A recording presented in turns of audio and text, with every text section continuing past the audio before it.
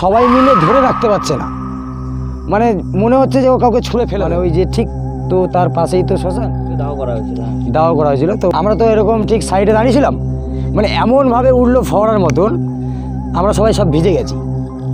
তখন একটা হাতির মতন কিছু জিনিস পড়েছে নাকি, হাতির থেকেও ভারী কিছু পড়েছে, পড়লে তবে তো জলটা অত উঁচুতে উঠবে। যাই হোক, তো মৌলভীও নিজে চমকে গেছে। মর্নিং সকলকে, আমি এখন চলেছি হচ্ছে ক্যানিংয়ের পথে। মায়ের জায়গা থেকে আমার জার্নি শুরু, ঠিক আছে? চলো তাহলে ওখানে গিয়ে দেখা হচ্ছে। আর ক্যানিংয়ের এমন মানে ক্যানিংয়ের কিছু কিছু জোন আছে, যে জোনগুলোতে খুবই হন্টেড জোন বলা যায় চলে। সেই হন্টেড জোনগুলোতে গিয়েই তোমাদের সাথে আজকে ব্লগগুলো করব, ঠিক আছে? চলো আর কথা না বাড়িয়ে শুরু করি জার্নি। টাটা।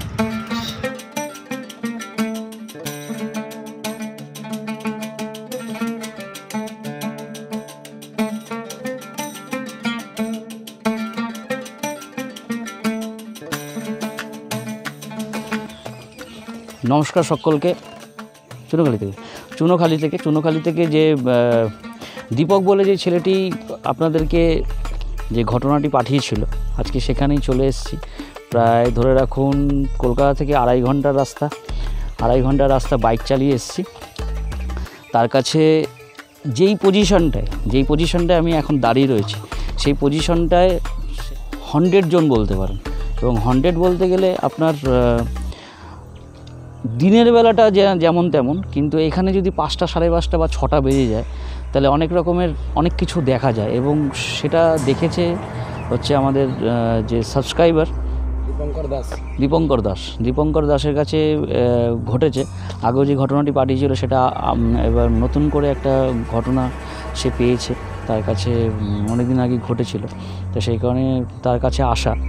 আর এই যে দেখতে পাচ্ছেন এই পুরো ব্যাপারটা দেখুন, তাহলে বুঝতে পারবেন এটা টোটালটাই শুনশান রাস্তা, একদমই নির্জন রাস্তা। এই রাস্তায় টোটালটাই নির্জন রাস্তা।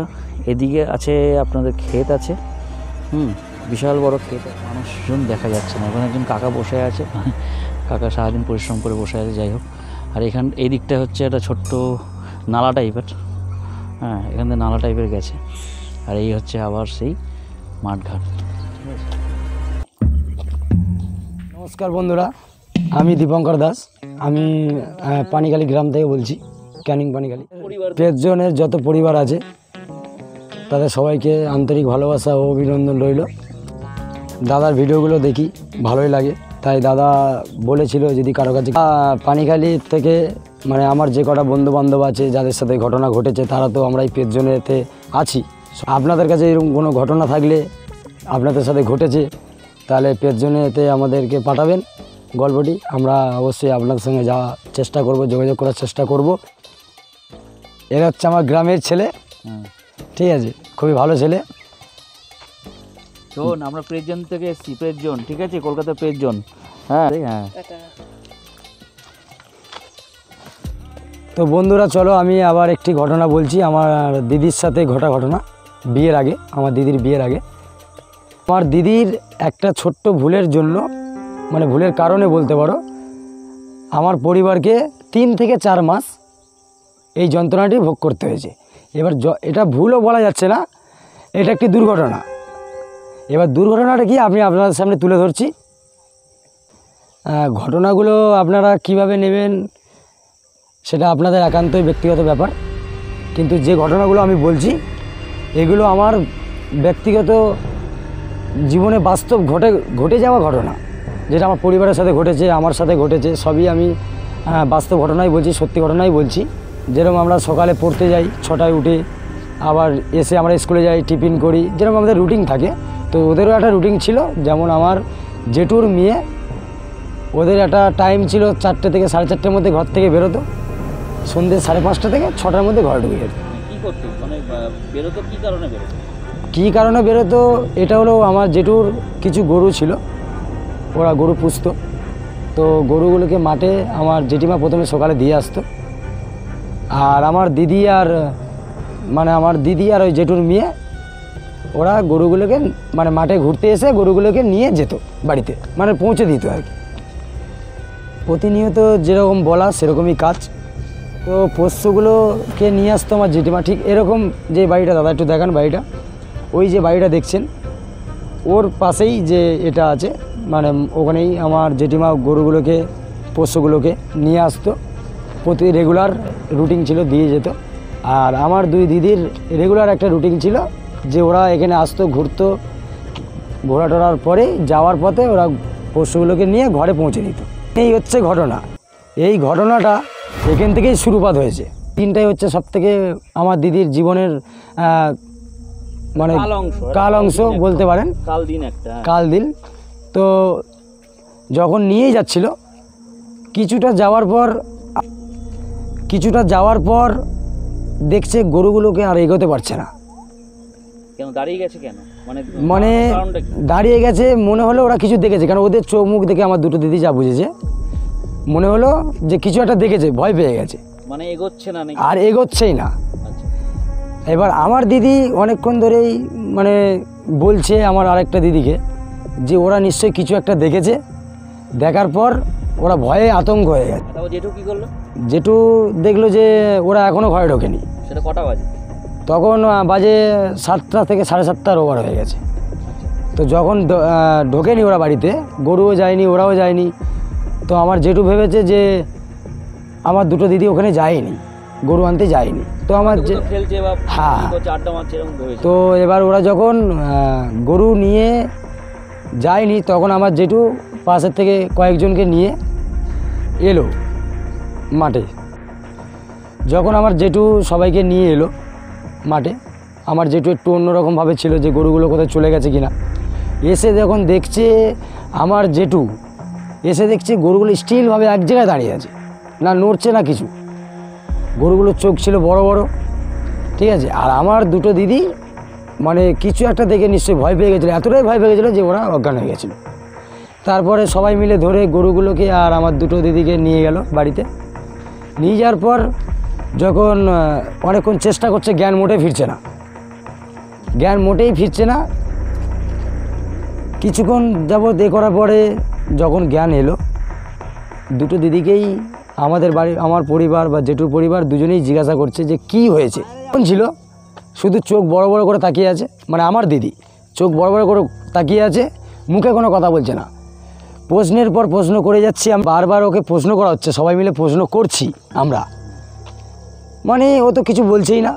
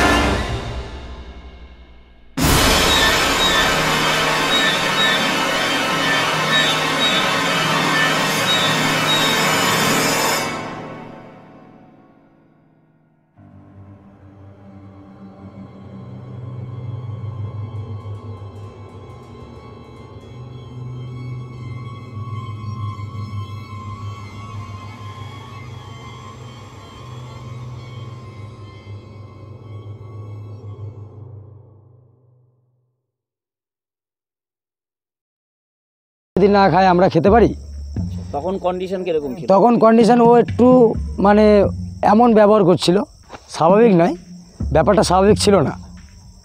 এমন একটা ব্যাপার ছিল যে ওর কাছে কেউ যেতে পারছে না। বাধ্য হয়ে আমার জেঠু বেটুকে সবাইকে নিয়ে আমরা ধরে ওকে ঘরে ঢুকিয়ে দিলাম, দিয়ে আমরা দরজা আটকে দিয়েছি। জানালা খোলা ছিল, আমরা দেখতে পাচ্ছিলাম যে ও কী করছে ভেতরে না করছে। আমরা সারা রাত্রে মানে সারা রাত ও আমরা বারান্দায় বসেছিলাম, কেউ আমরা ঘুমাইনি, কারণ ও এত উৎপাত করছিল, এত দরজায় লাথি মারছিল, জানলার কবাট বন্ধ করছে খুলছে। যখন ঘর থেকে বেরিয়ে চলে আসলে তখন ও স্বাভাবিক হয়েছিল? না, ও স্বাভাবিক হয়নি, ওর অত্যাচার বেড়েই ছিল। তো আমরা তো কিছু বুঝতে পারছিলাম না যে কী হয়েছে, কেউ কিছু জিজ্ঞাসা করলে বলছে না কিছু, তাহলে আমরা বুঝবো কী করে। পরের দিন সকালে যখন আমার বাবা তো থাকে না এখানে, আমার বাবা কাজে থাকে বাইরে, মাঝে মাঝে আসে, তো আমার মাই সব কিছু করতো। আমার মা বাজার করে এনেছে, সবজি বাজার, আর মাছ নিয়ে এসেছিল। মাছ নিয়ে আসার পর আমার মা ওটা দরজার সামনে রেখেছিল, বারান্দায় দরজার সামনে রেখেছিল। দরজার সামনে থেকে তোমার দিদির ঘর কতটা সামনেই ছিল, মানে 10 থেকে 15 মিনিট পর আমার মা বাজারটা রেখে দিয়ে আমার মা চলে গেছিলো। 10 থেকে 15 মিনিট পর আমার মা এসছে, আসার পর দেখছে যে সবজির থলিতে মাছটা নেই, মানে মাছের প্যাকেটটা নেই। আমরা ভেবেছিলাম যে মাছটা হয়তো বাইরে রাখার কারণে দরজা খোলা ছিল, সেই জন্য হয়তো বিড়ালে বা কেউ নিয়ে গেছে। কিছুক্ষণ পর যখন আমার মা আমার মানে দিদির রুমে প্রবেশ করে, দেখতে পাই যে মাছের আঁচ কতক্ষণ পরে মানে মোটামুটি 20 মিনিট 20 পর আমার মা দেখেছে। মাছটা কিনে আনার মিনিট 20 পর আমার মা দেখেছে। এবার আমরা সব ভেবেছিলাম যে হয়তো বিড়ালে টেনে নিয়ে চলে গেছে, কারণ যেহেতু দরজা দেওয়া ছিল না, বিড়ালে নিয়ে যেতেই পারে। তারপর যখন মিনিট 2 পর আমার মা যখন ভেতরে ঢুকছে, আমার দিদি কী করছে দেখতে গেলে, দরজা খোলা থেকেই দেখছে যে মাছের থলেটা প্যাকেটটা এক সাইডে পড়ে আছে, আঁশগুলো একদিকে আছে, কাঁটাগুলো ছড়িয়ে আছে, আর আমার দিদি খাটের এক কোণাতে বসে যেন কিছু একটা খাচ্ছে। তো আমার মা জিজ্ঞাসা করলো, ওখানে কী করছিস রে? কোনো উত্তর নেই। মানে কি খাচ্ছিস তখন কি বলছে? কী খাচ্ছিস যখন জিজ্ঞাসা করেছে, মানে ওর যে ভয়েস, স্বাভাবিক একটা মেয়ের ভয়েস ওরকম থাকে না যেরকম আমরা শুনি, ওর ভয়েসটা এমন ছিল। আর ও চিৎকার করে করে বলছে যে বেরিয়ে যা এখান থেকে বেরিয়ে যা, নাহলে তোকে মেরে দেবো। আমার মাকে তুই তাকারি করছে। তো আমার মা তো ভয়ে চলে এসছে বাইরে, এসে আমাদেরকে সবই বলেছে। আচ্ছা, তোমার মা যখন ওই সব দেখে স্বাভাবিক অবস্থায় বেরোলো? না, আতঙ্ক পেয়ে গেছে। আমার মা খুবই ভয় ছিল যে কি হয়ে গেল। এবার আমার মা বাইরে এসে মানে কাঁদছে আর চিৎকার করে বলছে যে আমার মেয়ে কাঁচা মাছ খেয়ে নিচ্ছে। মানে আমাদেরকে বলছে, আমার জেঠুরা যে পাশাপাশি যারা থাকে। উপস্থিত ছিল? আমি ওই জায়গায় উপস্থিত ছিলাম। তুমি দেখতে যাওনি ঘরের ভিতরটা কি? আমি দেখতে যাইনি, আমার মা ঢুকেছে। এবার মা যখন এসে আমাদেরকে বলছে, কাঁদছে চিৎকার করে বলছে যে আমার মেয়ে কাঁচা মাছ খেয়ে নিচ্ছে, এটা আমাদের কাছে আশ্চর্য লেগেছে। যখন আমরা দেখতে যাই, ওর তো দেখার অবস্থায় ছিল না, ওর চুল ফুল এমনভাবে ছিল মানে উলট পালট। এবার আমার মা যখন বলছে যে আমার মেয়ে তো কাঁচা মাছ খেয়ে নিচ্ছে, আমার মেয়েটা তো মনে হয় বাঁচবে না, কী হলো আমার মেয়েকে তোমরা একটু দেখো। তখন আমাদের টনকটা নড়েছে। এবার আমি প্রথমে ঢুকি আমার দিদির ওখানটায়, মানে আমি দিদির কাছে যাই। আমি যখন গিয়ে আমার দিদিকে জিজ্ঞাসা করি যে তুই কাঁচা মাছ কেন খাচ্ছিস, কী হয়েছে তোর, আমার ধাক্কা দিয়ে ফেলে দিয়েছে। যেটা আমার সাথে হচ্ছে মানে আমাকে তো ঠেলে ফেলে দিয়েছে। ফেলে দেওয়ার পর ও খাটটাকে তুলে আমার ওপর চাপাতে চেয়েছিল। এত জোরে এসে গেছে? এত জোর, একটা মেয়ের গায়ে অত জোর হতে পারে? এবার তখন যা ওটা তোমাকে শত্রুর চোখে দেখছে, কারণ আমি ও যেটা করছে আমরা সেটা বারণ করছি, ওর রাগ হচ্ছে। তো এতটাই রেগে গেছে, চোখ মুখ পুরো লাল হয়ে গেছে। তারপরেই আমার উপরে যখন খাটটা ফেলতে যাচ্ছে, আমার জেঠুরা ভয় পেয়ে গেছে, যদি আমার উপরে পড়ে যায়, একটা খাট যদি আমার উপরে পড়ে স্বাভাবিক আমার লাগতেই পারে, ঠিক আছে। তারপরেই কিছুক্ষণ পর মানে 2 হাতে চাকিয়ে ফেলে দেবে, এরকম একটা শক্তি ওর গায়ে। মানে খাটটাকে উল্টে ফেলতে যাচ্ছিল, তখন আমার জেঠুরা, আমার দাদারা যারা ছিল পাশাপাশি, তারা এসে খাটটাকে চেপে দেয়। চেপে দেওয়ার পরে ওকে সবাই মিলে ধরে রাখতে পারছে না, মানে মনে হচ্ছে যে ও কাউকে ছুঁড়ে ফেলে দেবে। তখন সবাই মিলে চেপে ওকে বাইরে নিয়ে আসে। এসে আমার 2টো দাদা ছিল, তারা দুজন পা চেপেছিল, দুজন হাত ধরে রেখেছিলো। আমার মাকে বলছে যে এর মানে স্বাভাবিক নয়, এর যেটা বলে ভূতে ধরেছে। ওই যে পড়ে গেছিলো না, পড়ে যাওয়ার পরের থেকেই তো এই ঘটনাগুলো ঘটছে। তখন আমরা সব বুঝতে পারি যে এটা ওই রাত্রের যে ঘটনা, সেই ঘটনা থেকেই শুরুপাতটা হয়েছে। একটা দিন ছিল, যে আমার দিদিরও একটা দিন ছিল। তো ওই দিনের পর থেকেই তো এত কিছু চলছে। যখন এত কিছু হয়ে গেল, সবাই বলল যে যারা ওই ভূত ফুত ছাড়ায় তাদেরকে ডাকতে বললো। এটা আমার একটা দাদা বলল, আমার জেঠুরা বলল। তো আমাদের বাড়ির থেকে 2 কিলোমিটার দূরে তাদের বাড়ি। তো সেখানে যখন আমরা মানে আমার মা, আমি আর আমার একটা দাদা গিয়েছিলাম একটা মানে এতে, তো মৌলভীর কাছে। তখন পাশের পাড়া বলতে আমার বাড়ির থেকে মোটামুটি 20-25 মিনিট দূরত্ব থাকে। তো ওইখানে যাওয়ার পর যখন দেখলাম আছে বসে আছে, আমার মা সবই খুলে বললো, কাঁদতে কাঁদতে সবই বললো। তো উনি বললো যে আমি তো যেতে পারবো না বাড়িতে, তোরা ওকে নিয়ে আয় আমার কাছে। এবার নিয়ে যাওয়াটা তো ওর কাছে তো স্বাভাবিক ব্যাপার নয় যে ওকে নিয়ে যাওয়া, কারণ ওর গায়ে যে শক্তি ছিল 4-5 জন মিলে ধরে রাখা যাচ্ছে না। কাউকে মেরে দিচ্ছে, কাউকে লাথি মারছে, কাউকে মেজলার মধ্যে, যেমন আমার একটা দিদিকে মানে আমার একটা জেঠার মেয়েকে মেজলা বলে যেটা হয় ধান ফান রাখে সিদ্ধ হয়, লাথি মেরে তার খোপে ফেলে দিয়েছে। তো ওই এত কিছু করার পর ওকে কি ধরে নিয়ে যাওয়া সম্ভব? আমার মা বলল। তো উনি বলল যে আমি একটা জল পরিয়ে দিচ্ছি, এই জলটা প্রথমে নিয়ে গিয়ে ওকে চেপে রেখে ওর গায়ে ছিটাবি। গায়ে ছিটানোর পর ও একটু শান্ত হবে, তখন তোরা সবাই মিলে ধরে ওকে নিয়ে আসবি আমার কাছে। তো কথা অনুযায়ী কাজ। আমার মা, আমরা দাদারা এসে প্রথমে ওর সাথে ভালোভাবে কথা বলার চেষ্টা করলাম, কিন্তু ও তো কারো কথা শোনা নারাজ। তারপর আর সবাই মিলে চেপে ধরেই কথা অনুযায়ী কাজ করলাম, জলটা আমরা ছিটিয়ে দিলাম। তো কিছুক্ষণের জন্য ঠান্ডা হলো। তারপরেই আমরা একটা টোটো ডাকলাম, মানে তখন তো টোটোর একটা ছিল না, তখন ওই পা ভ্যানগুলো হয় না, মানে যেগুলো পায়ে চালায় আর কি, রিক্সা ভ্যান। তো ওই ভ্যান আমার একটা দাদা ছিল, তো ওই দাদা থাকতে ওখান থেকে নিয়ে আমরা ওইতে করে বসে যাই। নিয়ে যাওয়ার পর জানতে পারি ওটা কোনো মানে যখন মৌলভী জিজ্ঞাসা করছে ওকে, মৌলভীর যেটা কাজ, একটা ছক কাটলো, ছকের মধ্যে ওকে বসিয়ে দিয়ে চারিদিক থেকে একটা ছক কাটলো। ছক কাটার পর যখন ও তো আর কিছু ওকে প্রশ্ন যখন করা হচ্ছে, ও চুপচাপ বসে আছে, কিছু বলছে না। চুল ফুল সব সামনের দিকে ঝুঁকে গেছে। চুল ফুল যখন ঢুকে যায় তখন মোটামুটি ওকে আর দেখার মতনই, চোখ তো পুরো লাল ছিল। যখন জানতে পারা যায় ওটা ছিল একটি ছেলে ছিল। ছেলেটি আমাদেরই পাড়ার, একটু দূরে, সম্পর্কে আমাদের একটি দাদাই হবে। তো সেই মানে ওই যে ঠিক তো তার পাশেই তো শ্মশান, ওখানেই মানে করা হয়েছে। তো ওইখানেই ওকে পুরানো হয়েছিল, দাহ করা হয়েছিল। তো ওইখানে তোরা ছেড়ে দে, আমি দাগ কেটে দিয়েছি, ও কিছু করতে পারবে না। তো যখন মৌলভী বারবার ওকে প্রশ্ন করছে যে কে তুই, কোথা থেকে এসছিস, কী জন্য এসছিস, ও কিছু উত্তর করছে না, শুধু ভাঙচুর করছে।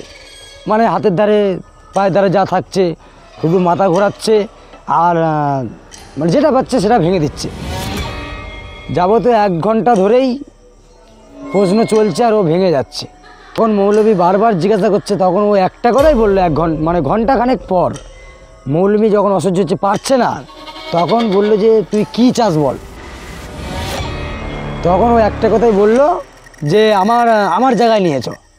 তো মৌলভী জিজ্ঞেস করলো তোর জায়গাটা কোথায়, বলছে আমাকে যেখানে দেওয়া করেছে আমার শ্মশানে তুই নিয়েছ। শ্মশানে কেন তোমরা জিজ্ঞেস করলে? আচ্ছা, মৌলভীকে জিজ্ঞেস করলেন শ্মশানে কেন? মৌলভী জিজ্ঞেস হলো মানে শ্মশানে বলতে শ্মশানের ধারে, মানে যেখান থেকে ওকে ধরেছে ওই জায়গাটায় ওকে নিয়ে যেতে হবে। তারপর আমরা মৌলভী বললো ঠিক আছে তাহলে তাই নিয়ে যা হোক।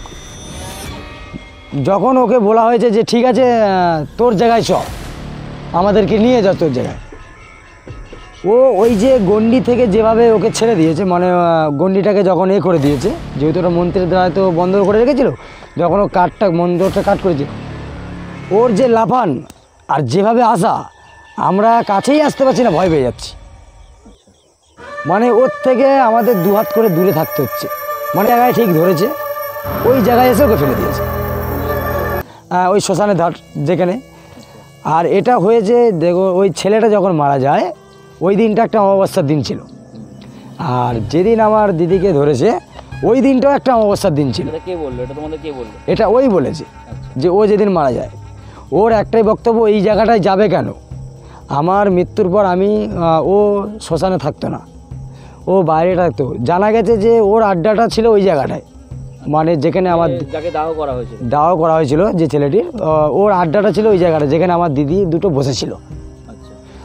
বলছে ও রোজ এসে ওই জায়গাটায় বসে আমাকে ডিস্টার্ব করে, কারণ এরা যাও তো কথাবার্তা বলে, আনন্দ করে, বিভিন্ন ধরনের কথাবার্তা ওদের মধ্যে আলোচনা হয়। ওর জায়গাটায় ওকে ডিস্টার্ব ফিল করছে।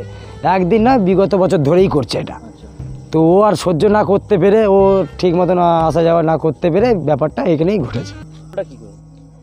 প্রথমে তো ছাড়েনি, সবাইকে কথা দিতে হয়েছে যে ও আর কোনোদিন ওখানে আসবে না। তো স্বাভাবিক সবাই, আমরা, আমার মা, আমার পরিবার, আমার জেঠুরা সবাই। কিন্তু ওই জায়গাটা বেঁধে দেওয়া হয়েছিল, কেন কেউ তো তাহলে যেতে পারবে না। ওই যাকে দাহ করা হলো, ও যে জায়গাটা বসে থাকতো, তাই ওই জায়গাটা কেউ যেতে পারবে না। এটা কিছু করলো না? এটা না, ওটা ওর জায়গা, ওর বসার জায়গা। বলেছে এখান থেকে যাওয়া আসা করলে কোনো অসুবিধা নেই, কিন্তু ওখানে বসে আড্ডা মারা যাবে না। এটা কি সব তোমার দিদি মারফতেই বলছে? আমার দিদির মারফতে, কারণ বাস্তবে তো সামনে দেখা যায়নি, দিদির মধ্যে থেকেই বলছে। এবার ওটাকে যখন বলছে, মোটামুটি ওখানেও আধা ঘন্টার উপরেই কেটেছে। যখন আমরা সবাই, মৌলিও নিজে বলল, আমরা সবাই মিলে বললাম, তো আমাদের মধ্যে, পরিবারের মধ্যে যে আলোচনা হলো, যদি আজকে আমাদের মধ্যে, আমার মেয়ের মধ্যে এটা হয়েছে, যদি এটা অন্য কারোর হয়, তো মৌলি বলল আগে আমি এটাকে ছাড়িনি। ওরা আলাদাভাবেই বলেছিল যে আমরা আগে ছাড়িনি, তারপর আমি ওর ব্যবস্থাটা করে দিচ্ছি কি করতে হয়। তো মৌলবী জিজ্ঞেস করছে যে তুই যাচ্ছি, আমি প্রমাণটা কী পাবো? ও বলল জলের মধ্যে এমন আওয়াজ হবে যেটা আজ অবধি কোনোদিন হয়নি। কাছাকাছি কোনো জল, পুকুর, নালা, এরকম নালা আছে। মানে কি প্রমাণ আছে? মানে প্রমাণটা না, যখন ওকে আমরা সবাই মিলে কথা দিলাম যে ঠিক আছে আর আসবে না, তোমাকে ডিস্টার্ব করবে না, তুমি ওকে ছেড়ে দাও, ওকে আর কষ্ট দিও না। ওর একটাই তো বক্তব্য ছিল যাতে না আসে আর ওকে না দেখতে, এবার যদি দেখতে পায় ও মেরে দেবে ওকে। তো যখন মৌলবীও কথা দিল, আমরা সবাই কথা দিলাম, তো এবার ও বললো ঠিক আছে আমি ছেড়ে দিচ্ছি, আমি চলে যাচ্ছি। মৌলবী যখন প্রশ্ন করলো যে তুই ছেড়ে দিচ্ছিস, প্রমাণটা কোথায়, আমি কি বুঝবো যে তুই ছেড়ে দিচ্ছিস? ও বলল এই যে পুকুর দেখছো, এই পুকুর, মোটামুটি এই যে পুকুরের যে জল, এটা অনেক দূর পর্যন্ত গেছে নাকি? এটা অনেক দূর পর্যন্ত গেছে, মানে সব অনেক দূর গেছে। তো যাই হোক, এই পুকুরটা যে দেখছো, এর মধ্যে যে আওয়াজটা হবে, মৌলবীকে করছে যে তুমি তোমার লাইফে আজ অবধি দেখোনি এই আওয়াজ, আর জল এত উঁচুতে উঠবে। জলটা উঠেছিল মিনিমাম, যে আওয়াজটা যে হবে, সে আওয়াজটা আজ অবধি কোনোদিন দেখিস নি তোরা। তো মৌলবী বললো ঠিক আছে তুই দেখিয়ে দিয়ে যা। বললো ঠিক আছে। তো জলটা এমনই আওয়াজ হয়েছে, বিকট আওয়াজ, আমরা নিজেরাই আতঙ্কে পড়ে গেছি, মানে আমরা সবাই পড়ে গেছি। মানে পড়ে গেছি বলতে গেলাম, এই যে পুকুরটা দেখছেন, দাদা একটু পুকুরটা দিয়ে দেবো, এই যে পুকুরটা, আর জলটা উঠেছিল মিনিমাম এই ডালটার ওপর, মানে এতটাভাবে উঠেছে, মানে একটা ফওয়ারার মতন উঠেছে, এমন জোরে আওয়াজ হয়েছে। তো মৌলবী বললো ঠিক আছে এবার চলে গেছে। আমাদের মধ্যে আমরা পড়ে গেছি, আমাদের পুরো ভিজে গেছি আমরা জলেতে। তারপর আমরা তো এরকম ঠিক সাইডে দাঁড়িয়েছিলাম, মানে এমনভাবে উঠলো ফওয়ারার মতন, আমরা সবাই সব ভিজে গেছি। তখন একটা হাতির মতন কিছু জিনিস পড়েছে নাকি? হাতির থেকে ভারী কিছু পড়েছে, পড়লে তবে তো জলটা অতটা উঁচুতে উঠবে। যাই হোক, তো মৌলবীও নিজে চমকে গেছে যে জলটা এতটা উপরে উঠতে পারে। তো যাই হোক, ওখানটায় মৌলবী যখন আমাদেরকে বললো যে ঠিক আছে আর কোনো সমস্যা নেই, আমি একটা মাদুলি করে দেবো, ওই মাদুলিটা তোর মেয়েকে দিয়ে দিবি আর তোর পরিবারের সবাইকে দিয়ে দিবি, তাহলে দ্বিতীয়বার ও আসবে না। আর যে জায়গাটা ও আড্ডা মারতো, যে জায়গাটায় করতো, ওখানটায় এমন একটা জিনিস করে দিল মৌলবী যে ওর যদি পাশ থেকে যদি কেউ যায় তার কোনো রকম কোনো ক্ষতি হবে না। এটা সবার জন্য করলো, কারণ সবার সেফটির জন্য। আমার দিদি তো মোটামুটি, দিদি কী করেছে ওর মনে নেই, মানে প্রথমে ও চলে যাওয়ার পর, হ্যাঁ কতদিনের তবু ঠিক হলো এটা? কতদিনে বলতে তাও 3-4 মাস। মানে তারপরও 3-4 মাসে ঠিক হলো? তারপরেও গুমড়ে গুমড়ে থাকতো, মানে শরীরটা খারাপ হয়েছিল, তখন বিভিন্ন রকমের একটা ইয়ে ছিল ওর। ওই যে আত্মাটা ছেড়ে দেওয়ার পর কি মানে নর্মাল খাওয়া দাওয়ারে এসেছিল সেটা জানো? নর্মাল খাওয়া দাওয়ার তো এসেছিলো, কিন্তু সেরকম একটা খেতে পারতো না, মানে যেমন একটা স্বাভাবিক খায় আমরা খাই ওরকম খেতে পাচ্ছিল না, অল্প অল্প খাচ্ছে। কিরকম বলছিল, কিরকম পচা গন্ধ হয়ে গেছিলো তোমার দিদির শরীরে, মানে যখন ওটা বাস করেছিল গন্ধটা কিরকম? বিকাট একটা গ্যাস ছিল, মানে কেমন বলছি কোনো জিনিস শুধু গ্যাস হয়ে যাচ্ছিল, পুরো সারা বাড়ি গ্যাস হচ্ছিলো। তারপরে যখন আমার দিদি বেশ কিছুদিন ধরে বেশ কিছু গন্ধ গন্ধ পাচ্ছে, মানে ওটা ছেড়ে দেওয়ার পর তারপরে আমার মা তো মাদুলি বেঁধে সব বেঁধে দিয়েছিল, আমাদের মৌলবি এসে আমাদের ঘরটাকে বন্ধ করে দিয়েছিল যাতে না কোনো কিছুর ভয় টয় কেউ পায় কোনো কিছু আওয়াজ হলে। বেশ কিছুদিন যাওয়ার পর হালকা হালকা স্বাভাবিক হচ্ছে। প্রায় আমার দিদির 1 বছর স্কুল নষ্ট হয়ে গেছে, তখন তো পড়াশোনা করতো, মানে বিয়ের আগের কথা বলছি, পড়াশোনা করতো তখন ওর মোটামুটি স্কুলটা 1 বছর নষ্ট হয়ে যার জন্য মানে একটা ক্লাসে 2 বছর ছিল, পরীক্ষা দিতে পারিনি ফাইনাল পরীক্ষা। এখন তোমার দিদির জীবনযাপন কিরকম? এখন জীবনযাপন স্বাভাবিক ভালোই চলছে। দিদির কাছে সেই মাদুলিটা আছে, ওরা লাইফ টাইমের মাদুলি দিয়েছিল, শুধু বলে দিয়েছিল যে কোনো বাড়িতে যাওয়া যাবে না, মানে যদি কেউ মারা গেছে বা ওরকম বাড়িতে গেলে ওটা খুলে নিয়ে যেতে হবে, এসে আবার পড়তে হবে, তাহলে নষ্ট হবে। আর আমার দিদি কোথাও যায় না তার জন্য, আর আমার দিদির এখন সবই স্বাভাবিক, এরকম কিছু হয়নি। চলো বন্ধুরা, টাটা।